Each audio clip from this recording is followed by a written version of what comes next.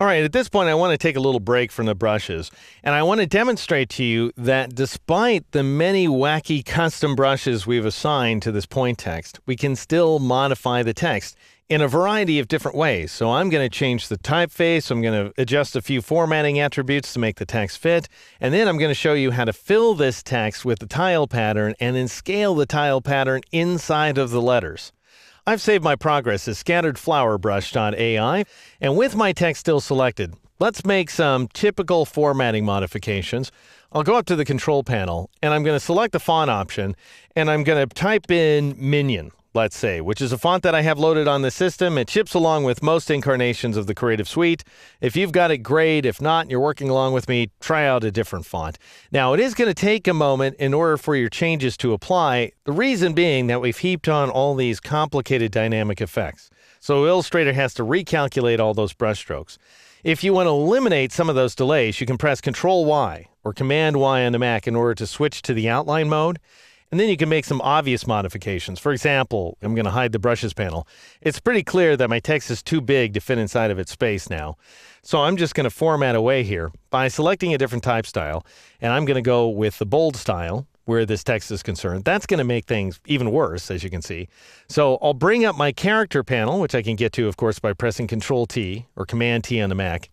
And I'm going to change this horizontal scaling value from 100% to 80%, and I'm going to change this tracking value to -60.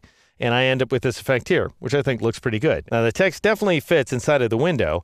Let's see what it looks like by pressing Control-Y or Command-Y to switch back to the preview mode, and I end up with this effect here. So even though we have all these effects applied, the text remains fully editable, which is an absolutely amazing thing and makes brushes one of the most flexible features inside the software. All right, with my text still selected, I'm going to go back to my appearance panel, and I want this fill not to be a flat fill. I want it to be a pattern fill, and I've created a variety of different tile patterns that are all based on orange wedges. In addition to orange wedges, I've got red wedges, which we'll use later, and then I've got violet wedges, which we'll use right now. So with this fill active, I'm going to click on violet wedges there inside the swatches panel, and that's going to apply that violet wedges pattern. However, it's too dinky, as you can see. And that's because I need to scale the pattern inside of the letters. How do I do that? Double-click on the Scale tool.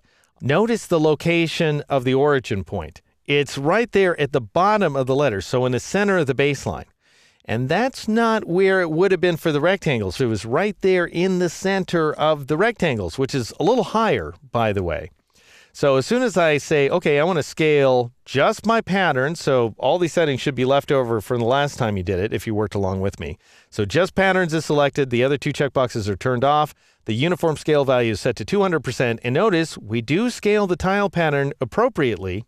It is twice as big as it was before, but notice that we do not have registration. So these little wedges right here, these little sort of half a grapefruits, if you imagine here, don't line up with each other outside and inside the letters. So what in the world do we do about that? Well, we need to better control the exact center of our scaling. And you do that by canceling out of the dialog box, waiting for a moment for the screen redraw to catch up. And then I'm going to press Control semicolon or Command semicolon on a Mac in order to bring up my guides. And notice that I've got both a horizontal and vertical guide running through the exact center of my artwork. What I'd like you to do, the Scale tool should be still active. I want you to Alt-click or Option-click on that guideline intersection. And this represents, by the way, the exact center of the rectangles as well as the artboards. And notice this time, because we came up with a better origin point for our scaling operation, everything lines up perfectly. So scale value still 200%, patterns turned on, the other two options is very important, turned off, and you will get exact alignment. Even if it doesn't always look precisely aligned at some locations, if you take a look at any place where we have a continuous wedge, a continuous wheel with spokes and so on, you will see that we do have continuity. Then click OK in order to accept that change. Now, the only other thing that I don't like about this, if you switch over to GarmentTag.ai, then you'll see that we have these big, thick green outlines around all of the letters, and there's no breaks around the edges. We don't have any breaks in the corners. Whereas the current version of the letters, if I switch back to our file at hand, notice we have all kinds of breaks. The top of the right side of the H isn't covered.